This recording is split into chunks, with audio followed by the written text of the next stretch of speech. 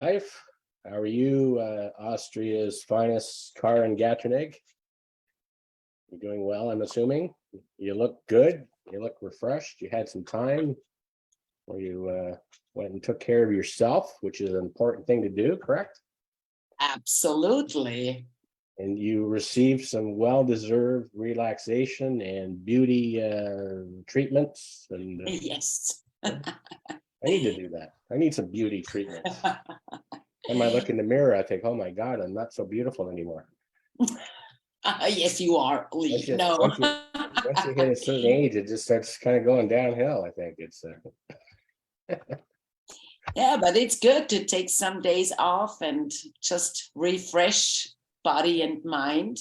and it kind of leads into the topic that we have today too, of receiving, right? Yeah. Like if you're not in a good mindset, very difficult to receive anyway, right?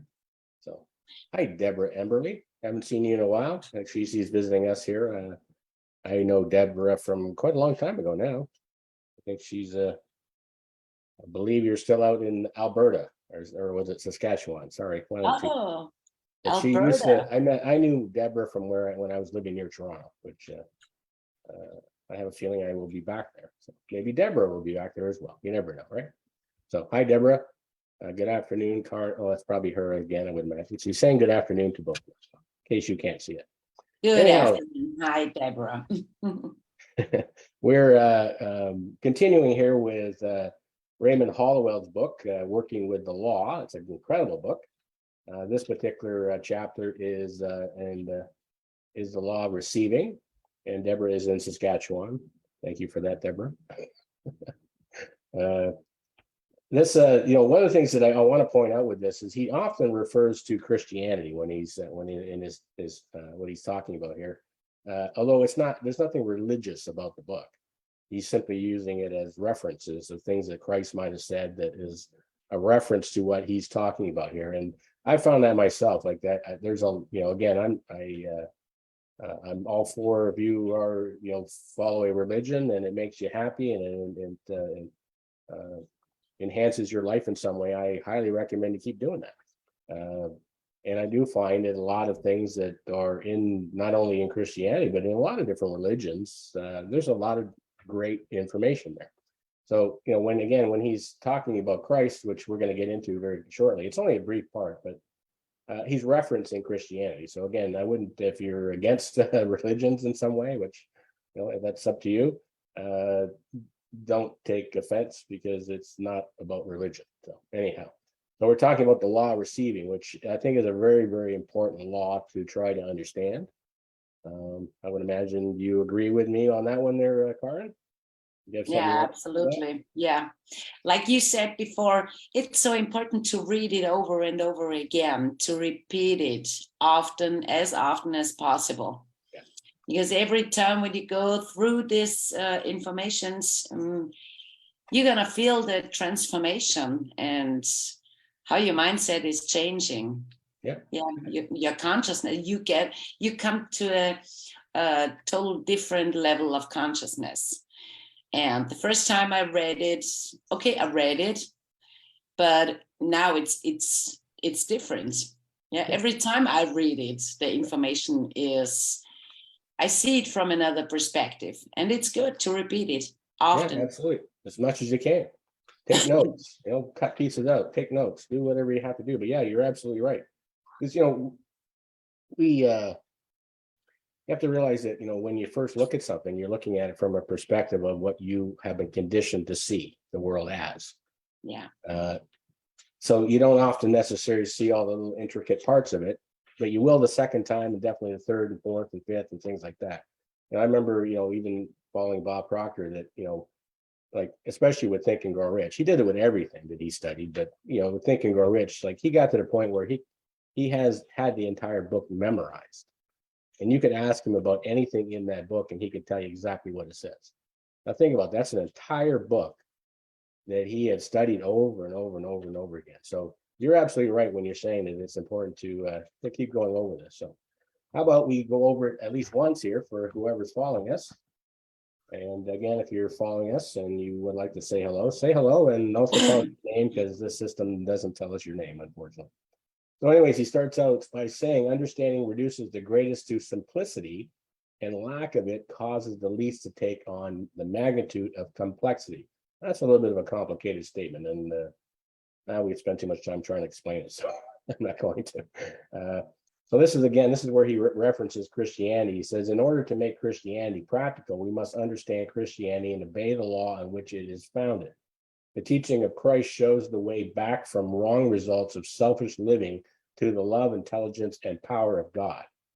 By a man's word, deeds, and action, he reveals whether he has yet found the way.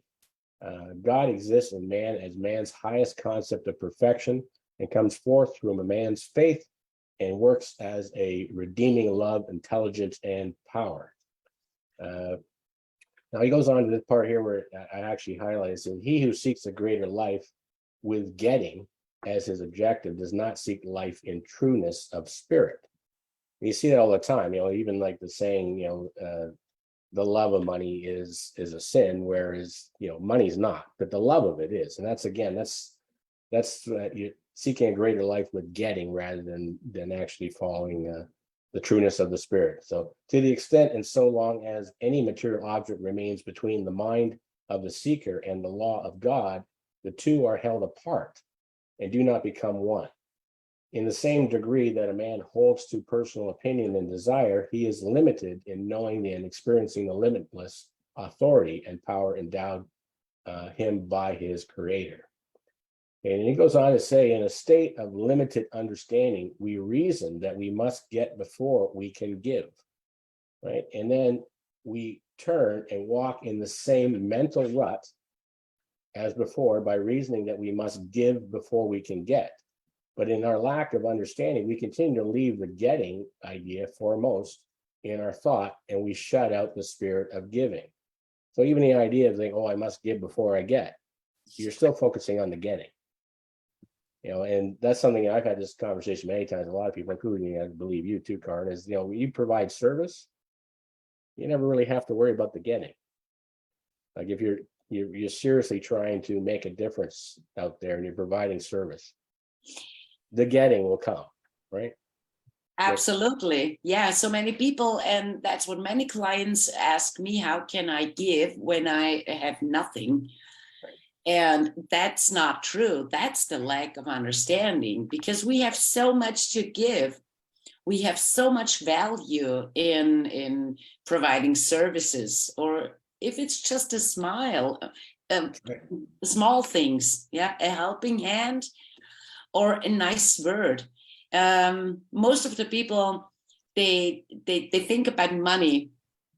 When they talk about giving and receiving, almost everybody's, the first thing they are thinking about is money. Right. And they say, okay, how can I give when I don't have money?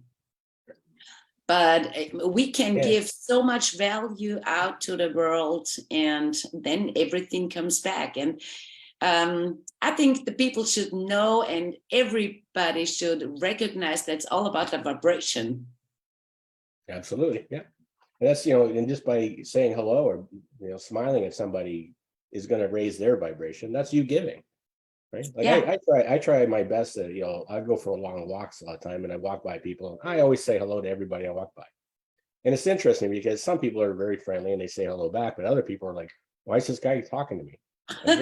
What's he smiling at me for? Like, and the same thing at the grocery store. I go to the grocery store and I deliberately say hello to all the workers, because you can see them walking around. They're frowning. They don't want to be there. There's probably somebody that the only time people talk to them is when they're complaining about something. Yeah.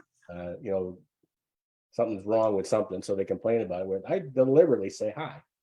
And the interesting thing is, anytime I go to the same grocery stores, I can see the same people will say hello to me. Yeah. Whereas they didn't before, right? They remember me, right? And again, that's got more to do with the giving. Like I'm raising their vibration by just simply saying hello. Mm-hmm. So you're absolutely right. And when somebody tells you they don't have anything to give, you do. Yeah. A smile is giving, right? And yeah. That's the key. It's important.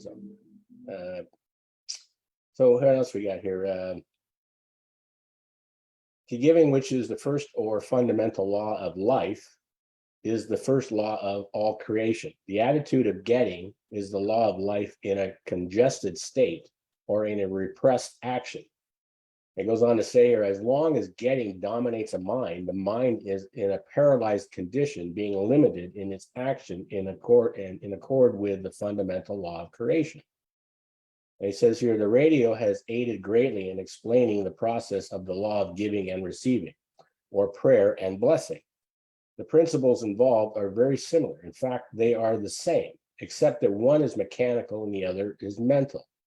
When the operator projects a program, it stirs up a vibration in the air that goes forth to accomplish what it will.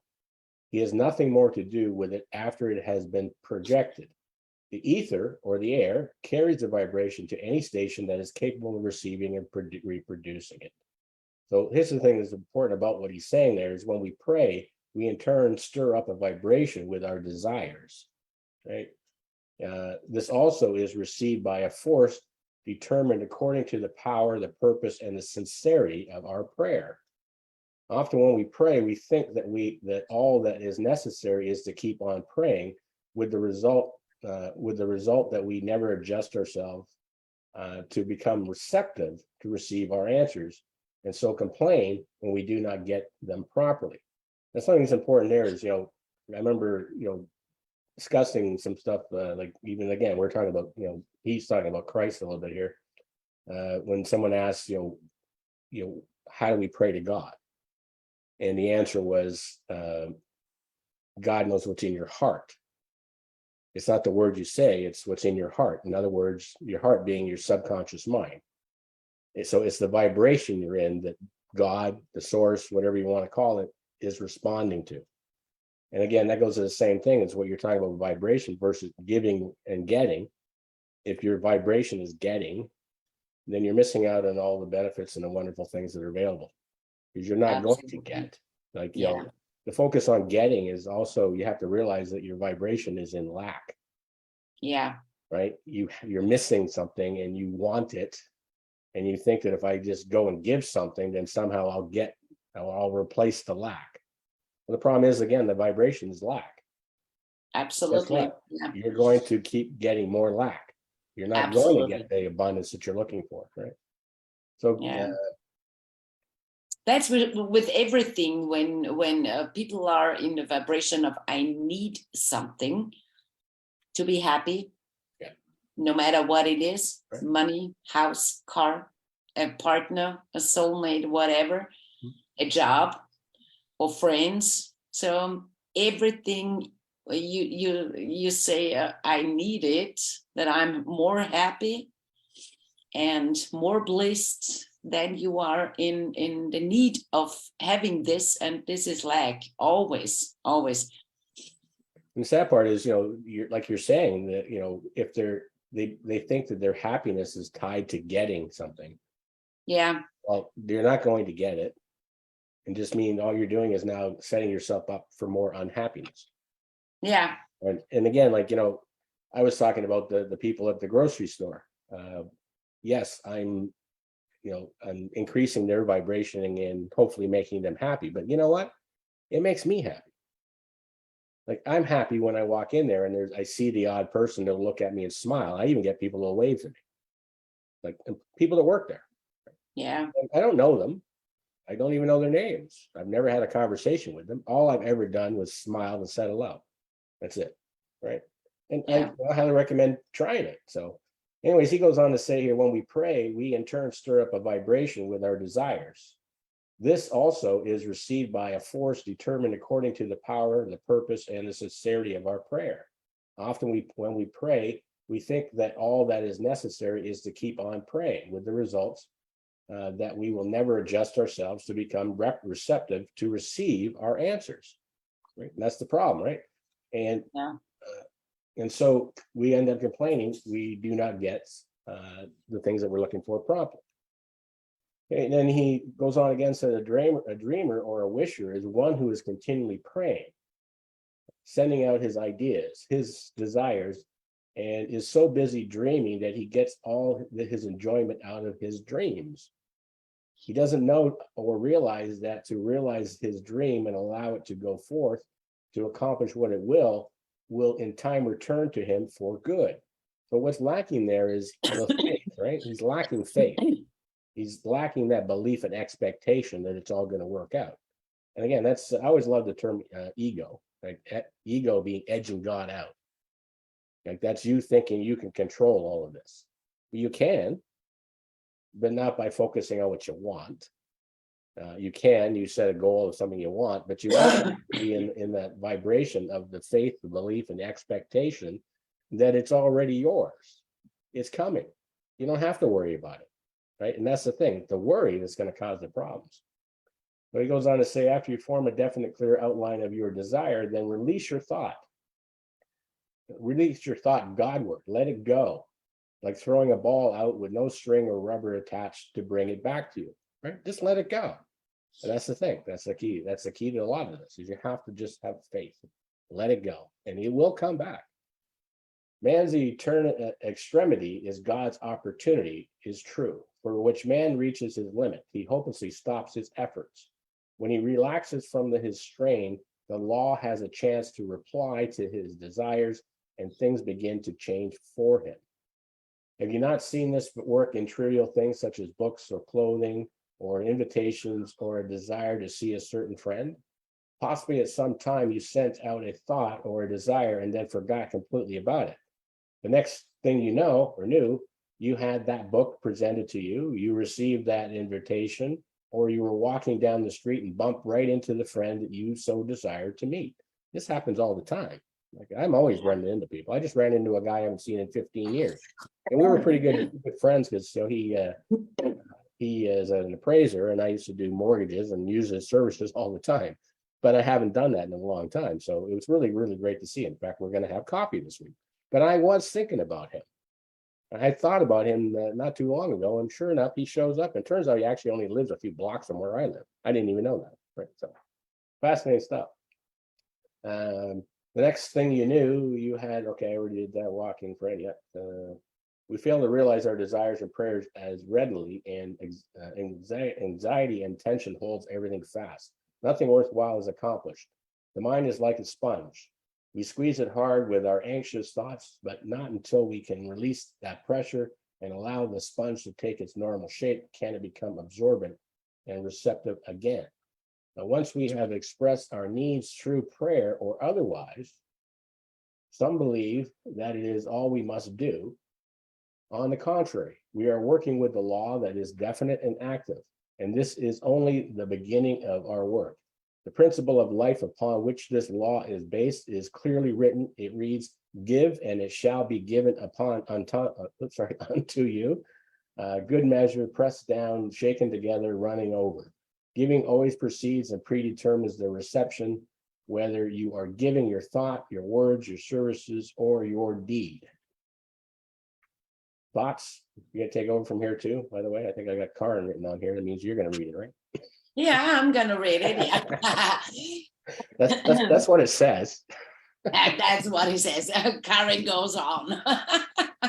Yeah, and that's the big part. I think that's the biggest challenge for most of the people, to see the difference between sending out a wish, a goal, an intention, and then let it go.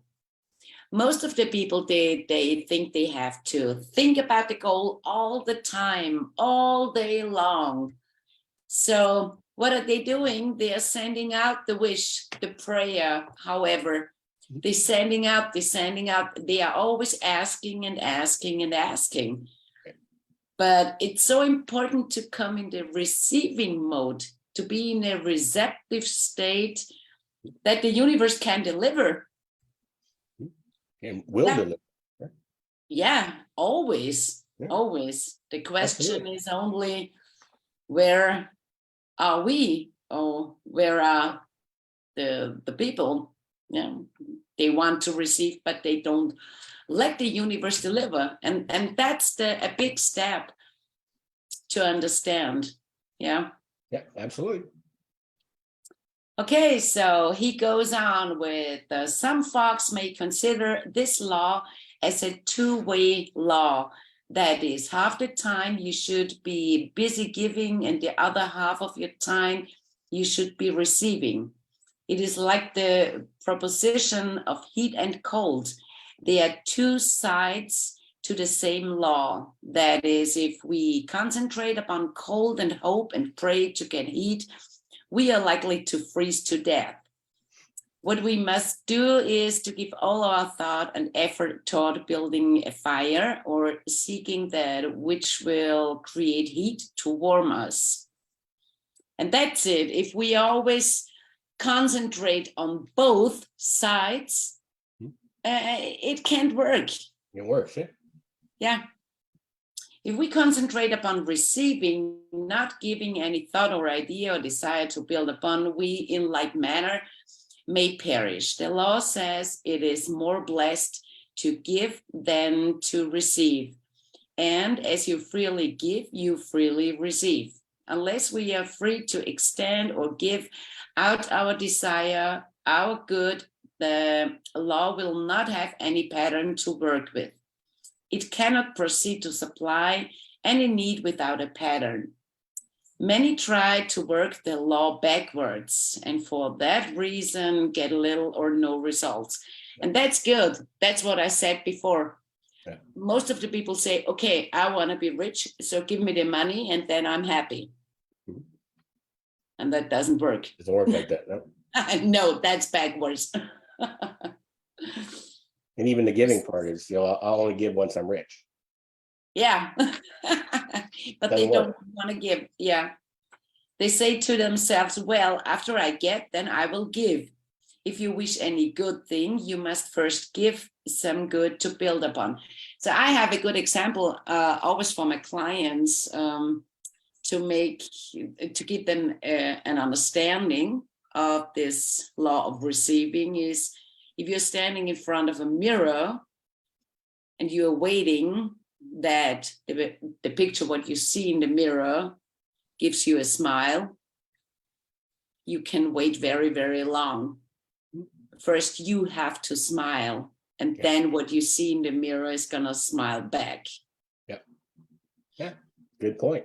Very good. Yeah. I'm going to have to smile more. Yeah. Me? No. Now, you always smile. I don't think you ever smile. You probably sleep when you're smiling. Huh?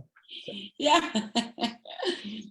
But that's a beautiful when I go out to the groceries or whatever.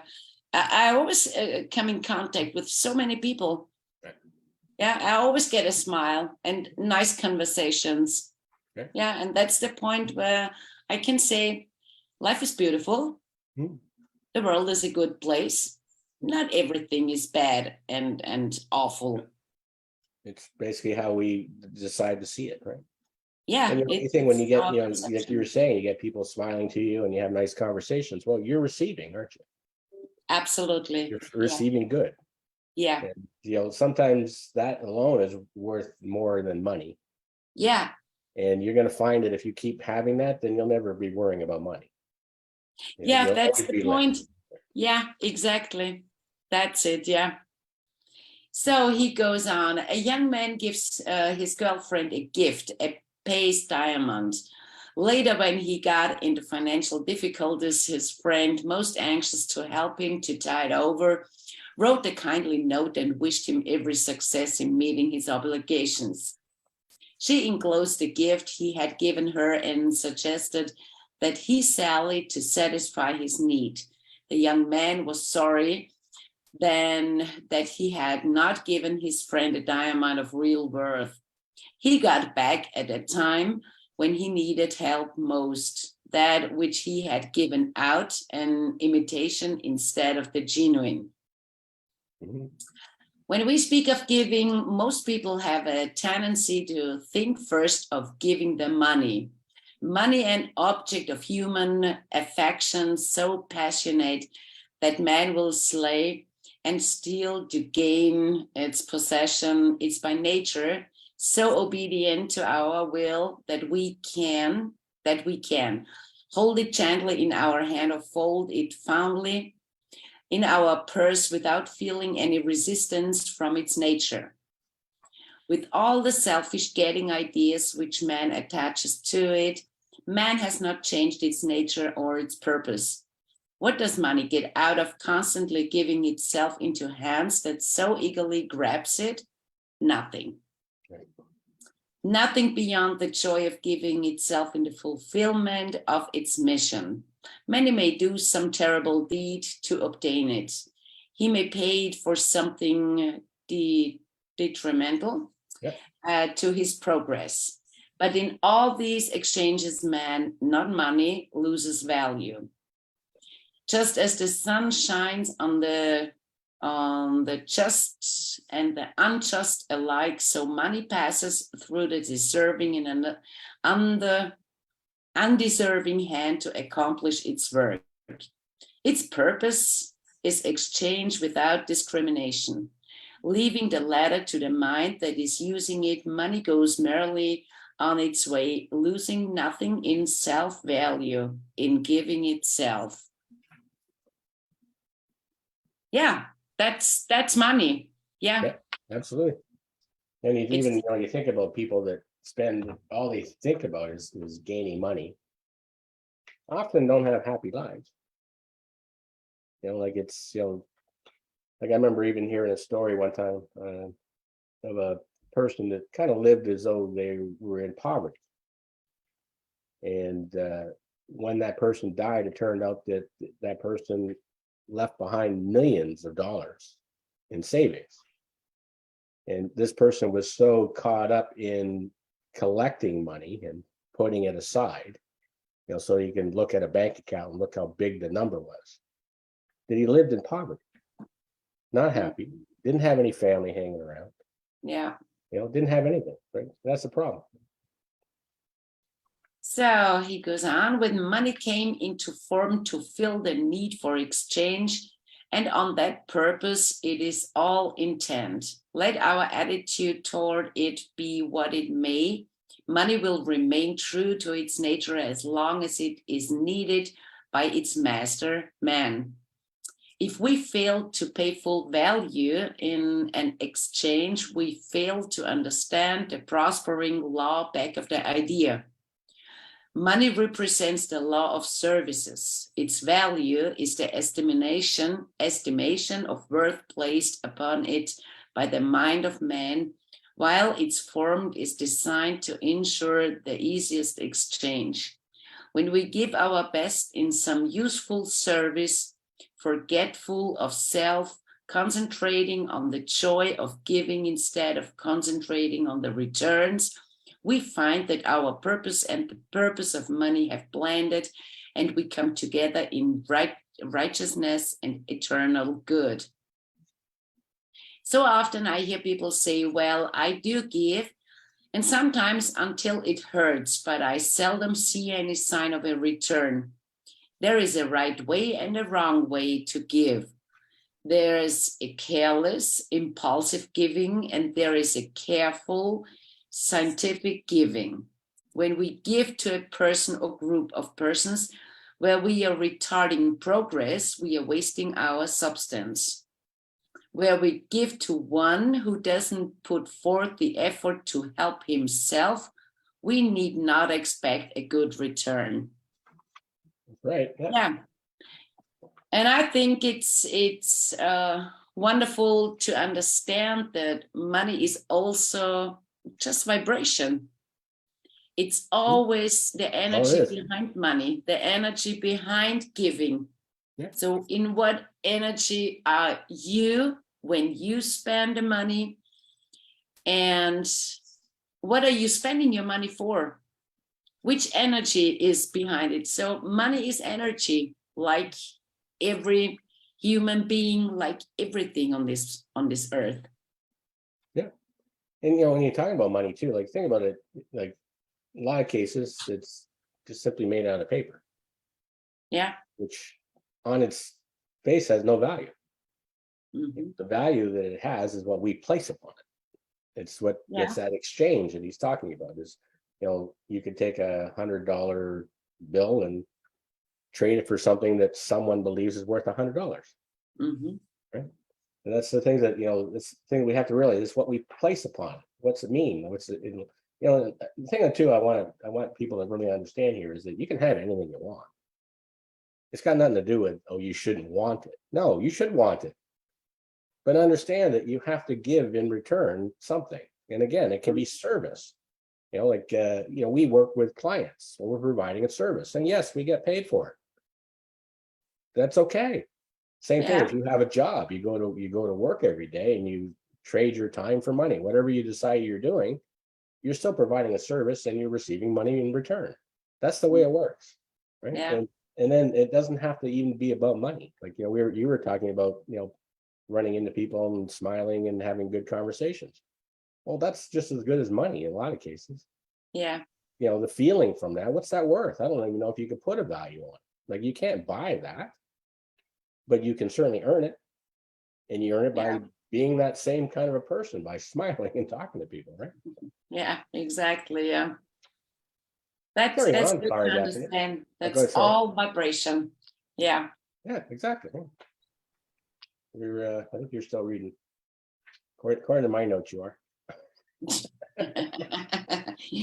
Raymond Hollywell says Lee goes on. Does it?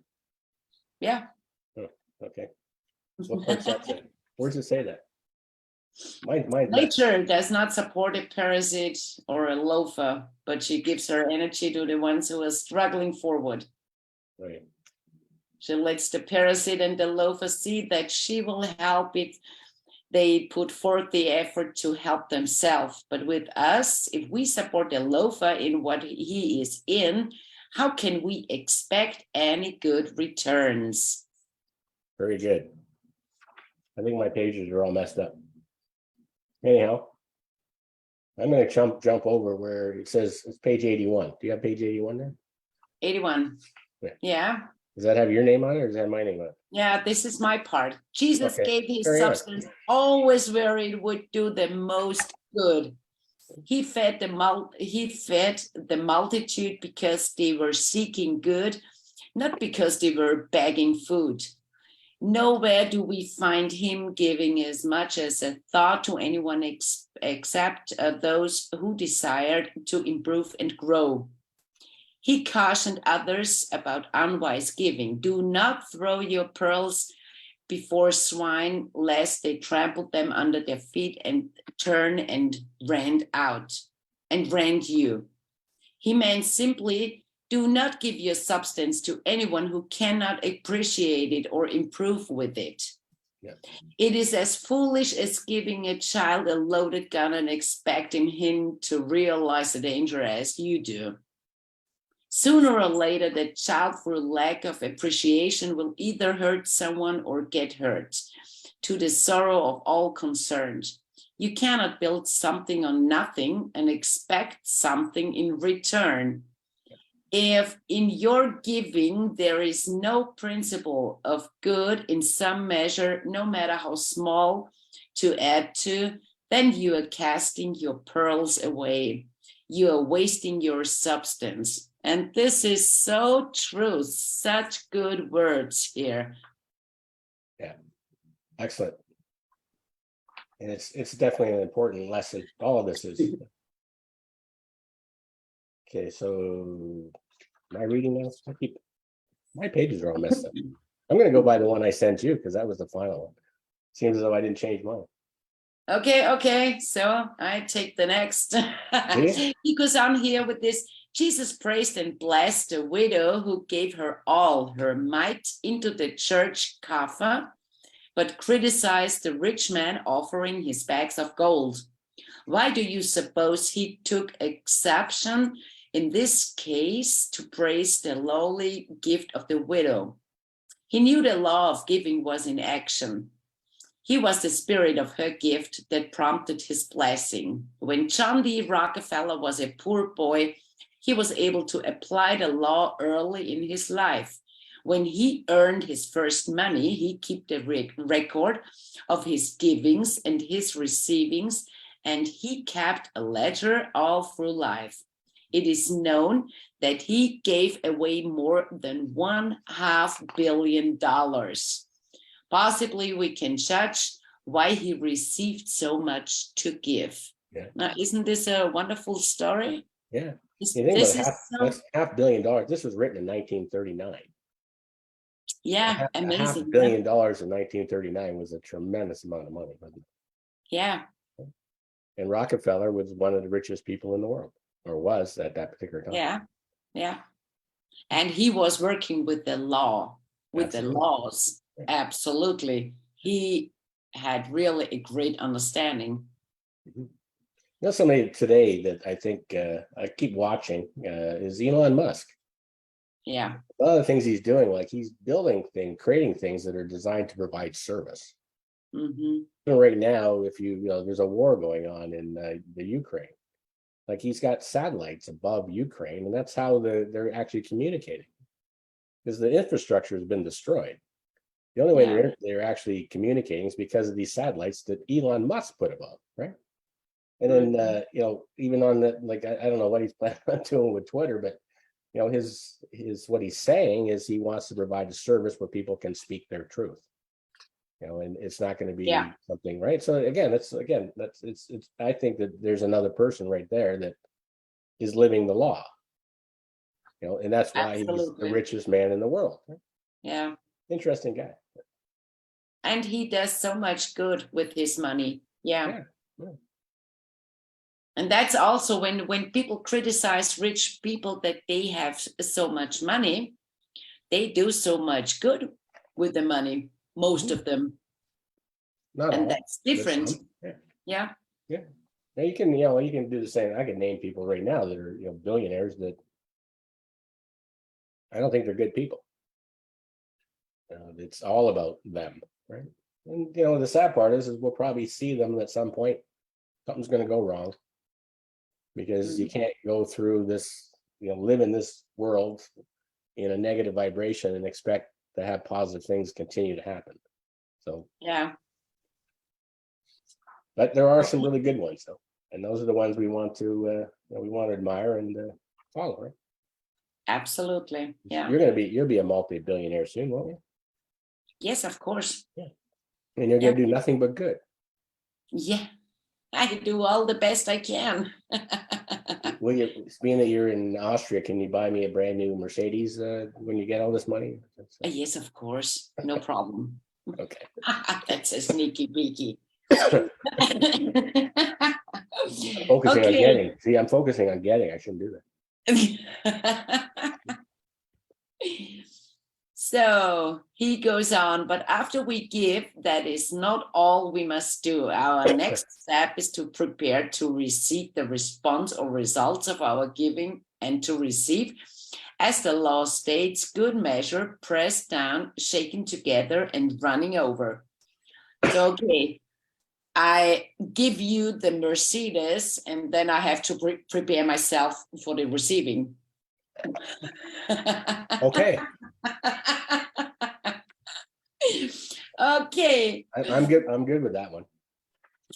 This is the most interesting part because our preparation shows our active faith. Yeah. Instead of rocking and waiting, we are preparing and working. This, in turn, enlarges our view.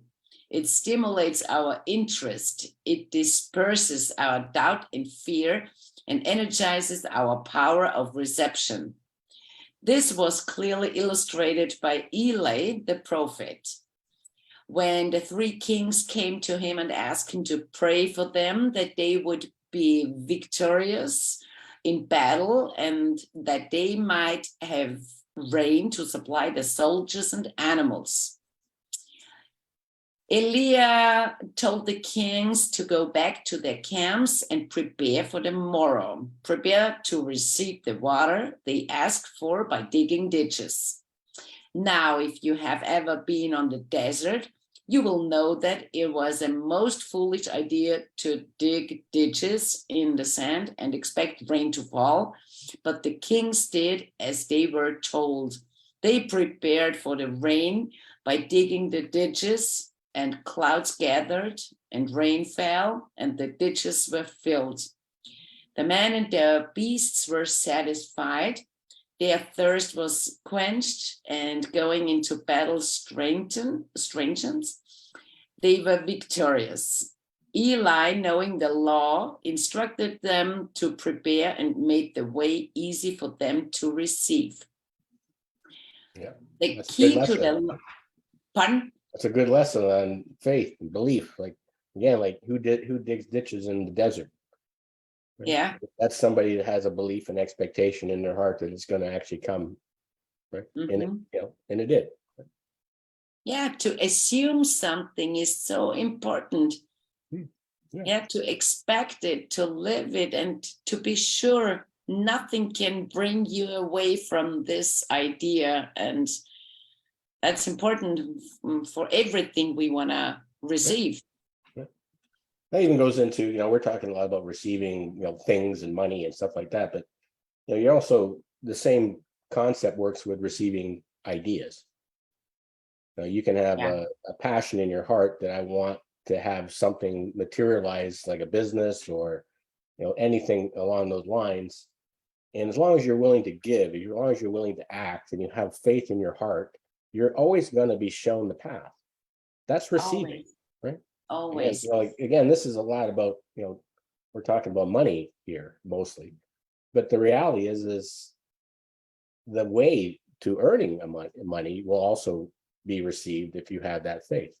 It could be anything. It could be even, finding good health,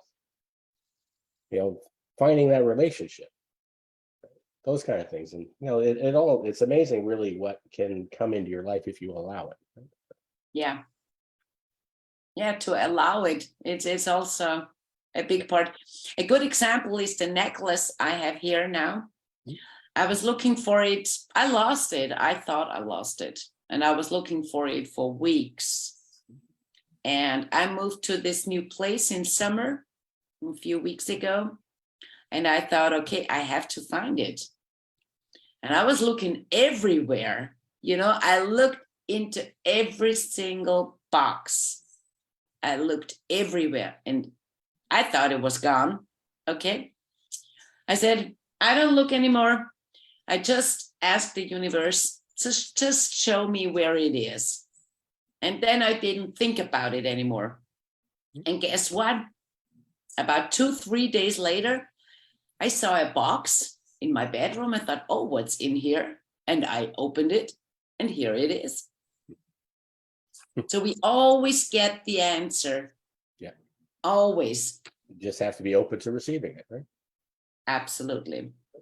And that goes back into what you basically did was you let go and you let God. Yeah. That's it. Right? Yeah, that's a perfect example. Yeah. Yeah. So he goes on with the key to the law then is we are conditionally drawing into life what we give and expect. Yeah. Whether we attract good or bad, it is governed by this same principle. You have probably made the remark, oh yes, it is just as I expected. And especially when some unpleasant condition or circumstance arose, you invited the condition just because you gave out the thought of expecting it. You can also expect good to appear on the same principle, and you can help it to come to pass by the method of your preparation. Many failures in demonstrations are because we do not force our expectations to keep a pace with our desires. Very often we desire one thing and expect in our hearts another, which creates confusion. The master said, a house divided against itself cannot stand. When a mind is confused, there is no cooperation, nor is there a united force to attract the strength it requires. Positive mental radiations will drive away all clouds of doubt and fear with confident expectation that all things will work all right. You operate a law that can and will put matters right. There is a power within greater by far than any difficulty that you can ever meet. That power will never fail to see you through. Yeah, absolutely. really like there's a few lines back to where he says we very often we desire one thing and expect in our hearts another, which creates confusion. We always do that. Like, it's, I want this is my desire, but I'm not expecting really to get it. Like, it's, that again, that comes a lot of times with money is, your desire is to have a certain income every month, but your expectation is you're always going to be focusing on not being able to pay your bills. Hmm. And that just causes confusion, and Hmm. nothing is gained from any of that, right? Yeah, and this feeling in the heart is so dominant. What we think is just a beginning, but we have to feel it in our heart. And many clients ask me, why do I have to feel it that way? And it's so beautiful when we think about a baby, when a woman gets pregnant, the first organ you can see on the screen is, after 6 weeks, the heart. The heart first is created, and then the brain.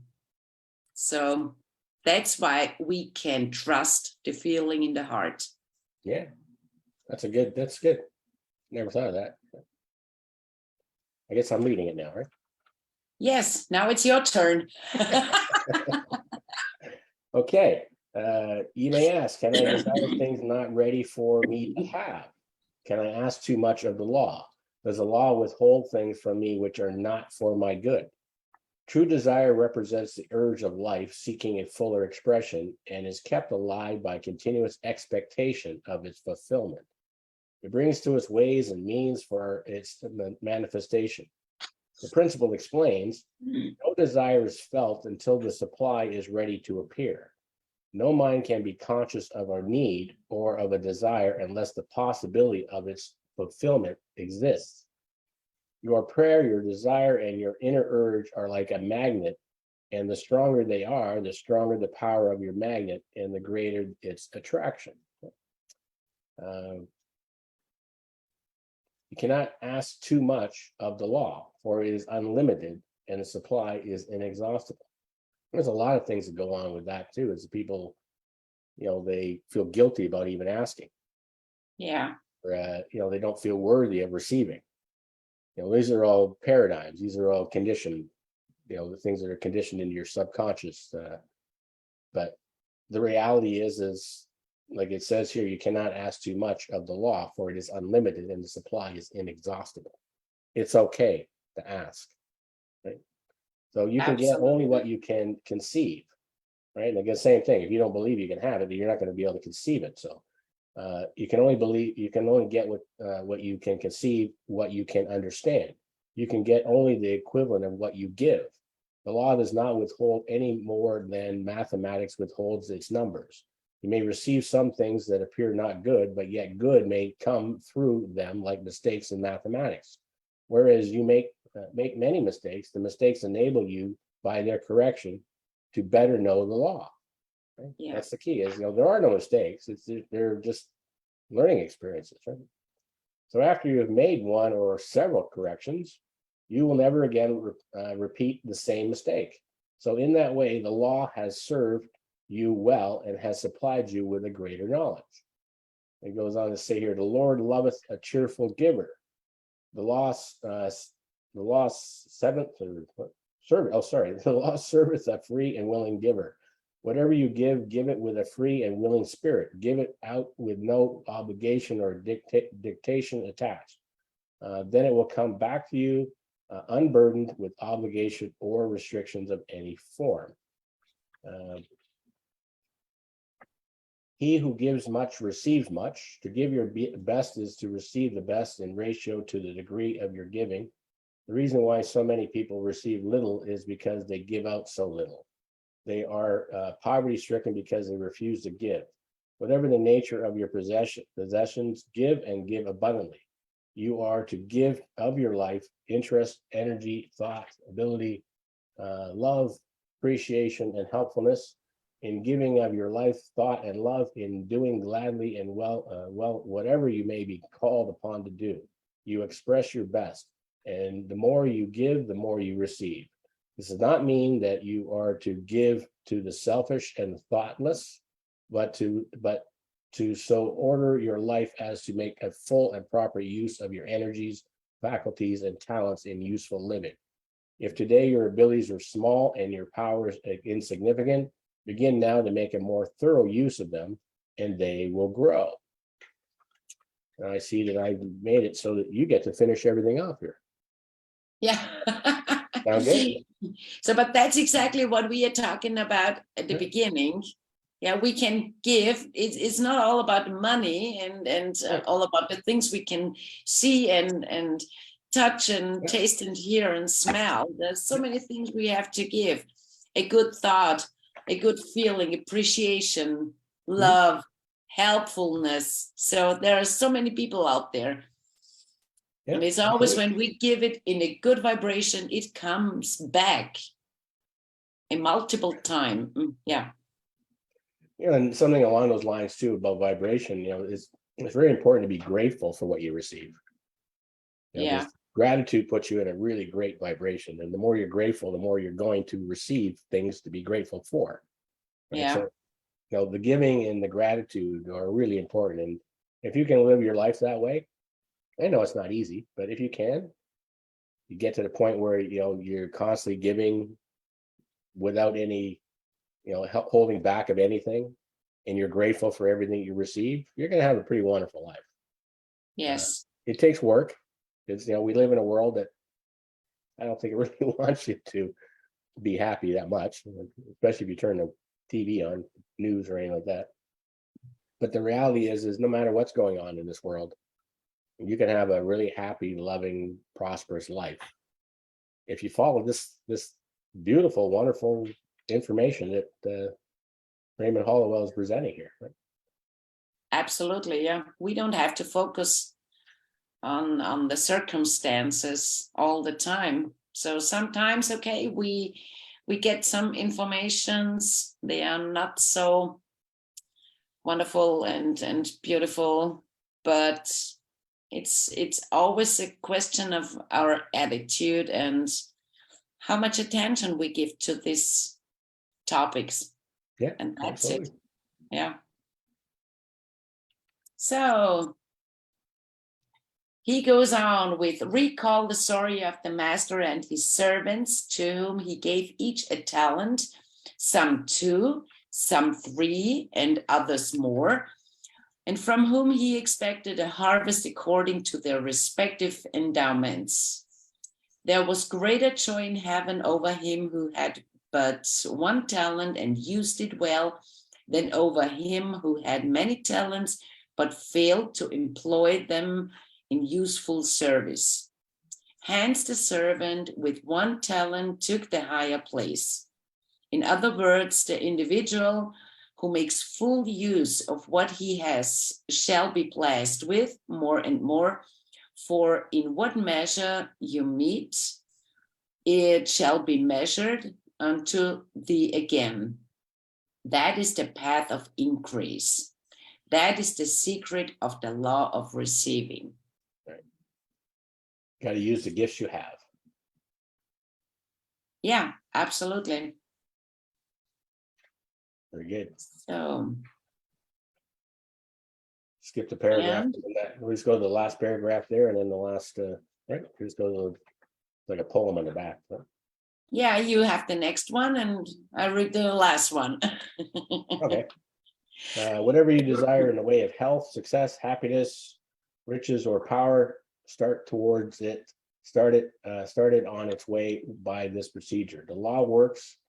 The results are sure because a natural principle is involved. You may proceed without doubt or fear to desire and to expect all the good that you can realize, use, and enjoy. When the mind of man becomes unselfish to the point of yielding the law, man has been born anew, for his attitude towards the law, himself, and his fellow man has changed, and his affairs take on the character of his newness of thought. Positive stuff, right? And that's the key too. You have to move forward without doubt or fear. Yeah, That's the key, is you have to have that faith and belief and expectation in your heart, and you will draw whatever it is that you're looking for into your life. absolutely. And it's also so important to have joy in everything we do. We have joy and have the satisfaction and yeah, the happiness when we do something. Then it comes back. Yeah. Giving. This is a poem from Arthur William Beer. Hmm. And it says, to get he had tried, yet his store was still meager. To a wise man he cried in a voice keen and eager, pray that me how I may successfully live. And the wise man replied, to get you must give. As to giving he said, what have I to give? I've scarce enough bread, and of course one must live. But I would partake of life's bountiful store. Came the wise man's response, then you must give more. The lesson he learned to get was forgotten. Toward mankind he turned with a love new begotten. As he gave of himself in unselfish living, then joy crowned his days, for he grew rich in giving. Yeah, good poem, right? Fantastic. Absolutely. This is really I think a fantastic lesson. I think actually every chapter in this book, all the laws are really great lessons. Uh, but I think this is really, the whole idea of receiving and understanding that is so important, because we live in an abundant world. There is no shortage of anything. And again, I always suggest that it's not a good idea to watch the news and things like that, because they have an agenda that's may or may not in your best interest, but they're always wanting to focus on what's wrong. And it's very difficult to really live the life you want to live if you're simply focusing on what's wrong or could be wrong. And you're also, if you're worried, you keep hearing things of there's a recession coming and there's this and this is happening. And the reality is, if you expect things to go wrong, they're going to. And if you don't expect things to go wrong and you just keep giving the best you can with whatever you've got, and again, it doesn't have to be money. It could be that smile. It could be, just anything to lift a person in some way. You're going to find that no matter what's going on in this world, you're going to come out of it well. So those are things, again, like you said earlier too, Karin, that this is something you want to read it a few times. Just really try to understand the whole law of receiving. There's so many people in this world that are lacking when there is absolutely no need for it. That's because they're focusing on what's wrong, and they don't have that faith and belief in their heart. But you can gain it. And I can tell you too that, by simply just try giving, and again, even if it's just a smile, you're going to start to see your whole world change. You're going to start to see a lot of things coming to you, like opportunities. And even you were talking about, having great conversations. Like if you're in the business world, that can lead to business. I keep running into people that I haven't even seen in quite a long time. And, obviously the conversations are, what do you do? Well, then I start telling what I do. And again, I usually try to take that conversation and turn it into something where I'm providing a service to them. I usually say, well, is there something going on in your world that you'd like to see change? And I try to help them. I'll have a coffee, do things like that. And then guess what? I get more clients, right? And again, even the clients are receiving. I do everything I can to make sure that they're getting more than they're paying for. Again, it's all a matter of understanding value. But in my mind, and I'm pretty convinced that most of the people I work with, I think all of them, I hope, believe that they're getting more value than they pay for. And I know that your clients are the same way with you. Is that right? Yeah, absolutely. Yeah. They see the value they have. People, they really want to work with me. They don't think about what it costs or how much it is if I work with them for weeks or months, because they know exactly the value of the outcome. They know what results they expect, and they know what they are capable of doing after this time we have together. Yeah. And that's so beautiful, because what's happening, even if we spend someone a smile, they feel better, and I feel better, and we know it's the thoughts we are sending out to the universe, the wish and the vibration and the goals and everything, and the emotions we feel. With the emotions we draw everything to us, and this is the law of receiving. Yeah, something I was just thinking of, like, I know that you work with horses, and I don't know how it all works because I haven't had the opportunity to be there physically with you and have you explain it to me, but I have a good understanding. But the horses respond to the vibration you're in. Is that how that works? Yeah, Okay, absolutely. so even in a situation like that, the horse is doing some giving, isn't it? Like, Absolutely. right? Yeah. Can you want to explain that a little bit? Because again, I don't know enough about it, but I find it fascinating. I love animals to start with. So this is so wonderful and so beautiful working with the horses, because, for example, this law of receiving, if we are in the vibration of giving and we give them the love and the appreciation and respect and trust, that's exactly what's coming back, because then the horse shows us, okay, you are in a good vibration. I want to work with you. I want to be with you. And they come nearer and they come closer. And the other side is, if someone is not in a good vibration and they get no respect and no trust and appreciation, they just go away. They say, no, I don't want to be with you. And that's so clear. That's beautiful. So people see exactly which vibration is active. right. So it helps not only the horse enjoys it, but the person is learning how to basically change their vibration, because they want the horse nearby, right? Yeah, absolutely. Yeah, and the horse goes with the person. Yeah, it's not only that they come closer. So my clients can do many things with the horses. They go on the other side and the horse follows them, for example. Yeah. I'm going to have to go to Austria to see this, I think. Yes, I think so too.